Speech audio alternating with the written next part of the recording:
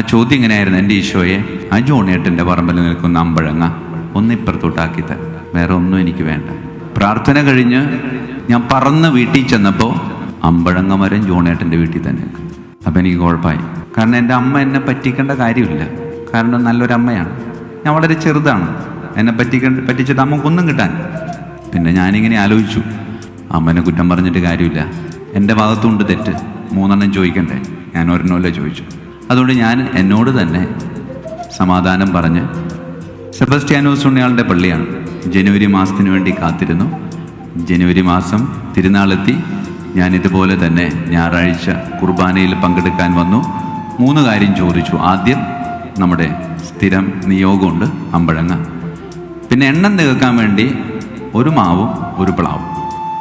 അപ്പോൾ എണ്ണത്തിൻ്റെ പേരിൽ കുഴപ്പമുണ്ടാവണ്ടെന്ന് വിചാരിച്ച് ഇത് പ്രാർത്ഥിച്ചു. കുർബാന കഴിഞ്ഞു.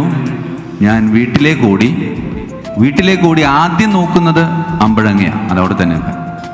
അപ്പം തന്നെ ഉള്ളിൽ സങ്കടമായി. എന്നാലും മറ്റതിന് എന്തെങ്കിലും മാറ്റം ഉണ്ടോ എന്ന് ചോദിച്ചു. മാവും പ്ലാവും നോക്കി, 3 അവിടെ തന്നെ. അപ്പോൾ പിന്നെ എനിക്ക് എൻ്റെ അമ്മയോട് ദേഷ്യമായി.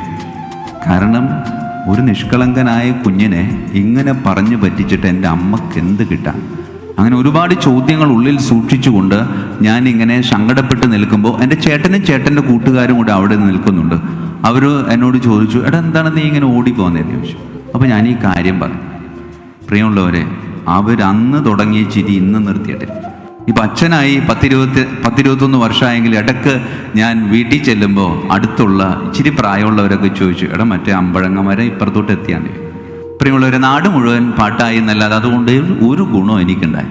അപ്പം ഞാനിങ്ങനെ ആലോചിച്ചു, എന്തുകൊണ്ടായിരിക്കാം അതങ്ങനെ സംഭവിക്കാതിരുന്നത്? എൻ്റെ നിഷ്കളങ്കമായ പ്രാർത്ഥനയാണ്, വേറൊരു കുഴപ്പമില്ല. എൻ്റെ ഉള്ളിൽ വേറെ തെറ്റിദ്ധാരണകളൊന്നുമില്ല. അമ്മ പറഞ്ഞത് അപ്പാടെ സ്വീകരിച്ച് ഞാൻ പ്രാർത്ഥിച്ചു, കിട്ടിയില്ല. സെമിനാരി ചേർന്നു. പ്രാർത്ഥനയെ പറ്റിയൊക്കെ കൂടുതൽ അറിയാൻ പരിശ്രമിച്ചു. അന്ന് എനിക്ക് മനസ്സിലായി, ഞാൻ അന്ന് നടത്തിയത് പ്രാർത്ഥനയല്ല, മറിച്ച് ഒരാർത്തി. എൻ്റെ പ്രാർത്ഥന നിറവേറ്റപ്പെടുമ്പോൾ അത് വേറൊരാൾക്ക് സങ്കടത്തിന് കാരണമാകുന്നുവെങ്കിൽ അത് ആർത്തിയാണ്, പ്രാർത്ഥനയല്ല. അത് നടക്കത്തില്ല. അവരെൻ്റെ വീട്ടിലെ പലതും കണ്ട് അവൻ്റെ വീട്ടിലെ നന്മകളും അവൻ്റെ സുഖ സൗകര്യങ്ങളും മറ്റു കാര്യങ്ങളൊക്കെ കണ്ട് അതുപോലെ ഞാൻ പ്രാർത്ഥിക്കാൻ പരിശ്രമിച്ചാൽ തമ്പുരാൻ അത് നിറവേറ്റി തരത്തില്ലെന്ന്. കുഞ്ഞുങ്ങൾ പ്രാർത്ഥിക്കും ചിലപ്പോഴൊക്കെ, എനിക്ക് അവൻ്റെ അത്രയും പരീക്ഷയിൽ മാർക്ക് കിട്ടണം. തരത്തില്ല, തമ്പുരാൻ തരത്തില്ല. അതിനേക്കാൾ എത്രയോ നല്ല പ്രാർത്ഥനയാണ് 50 മാർക്കിൻ്റെ പരീക്ഷയാണെങ്കിൽ തമ്പുരാനോട് ചോദിക്കണം, തമ്പുരാനെ എനിക്ക് 50 മാർക്ക് വേണം. ആർക്കും ഒരു ബുദ്ധിമുട്ടില്ല.